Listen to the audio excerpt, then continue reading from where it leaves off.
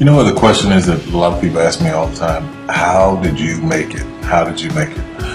Well, I tell you, there's only one answer for that. And I say this in the press all the time, but people will cut it out of articles, or they don't want it printed, or they don't want to say it. But the truth be told, it was nothing but the grace of God. Nothing but the grace of God. You can plant seeds all day long. You can go around giving your business card to people. You can go around knocking on doors and auditioning. You can do all of that every day of your life. And nothing, for most people, nothing happens. When a seed is planted in the ground, all you can do is water it. You cannot control the sunshine, you cannot control the weather, and you cannot control what the locusts will come and try and destroy it. All you can do is plant your seed in the ground, water it, and believe. That is what allowed me to be in this position right now. I would not stop believing. I planted my seed. I worked really hard. I had one idea, and that was to do a play. All the other stuff came. My only idea, my only focus was to do my one play. And I knew if I could get that to work, everything else would come to pass. There's so many people who go in so many directions. This week they're doing this, and next week they're doing that, and next week they're doing this, and next week they're going to be in real estate, and the next week they're going to open a salon. And those kind of people are all over the place, and I usually try to get them to focus on one thing, one area. Put all of your energy into watering one area. If you spread the water across many seeds, you don't have as much water for one seed. So focus on one thing.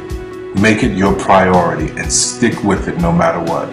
No matter how many people told me no matter how many people lied to me, no matter how many times I put the show up and nobody came. I remember when I did my very first show, I worked my butt off and saved $12,000 tax returns from H&R Block money. I saved it, worked hard, saved it myself, rented the 14th Street Playhouse, put that show up, thought that 1,200 people would come over a weekend, and 30 showed up, and I knew every one of them. But I didn't stop. That didn't deter me. That was in 1992. 93, same thing happened. 94, 95, 96, 97, up until 1998. Same devastation, nobody showing up in the audience. I was doing one show a year, working with different promoters, trying to get the show up, and nobody showed up. But I didn't stop.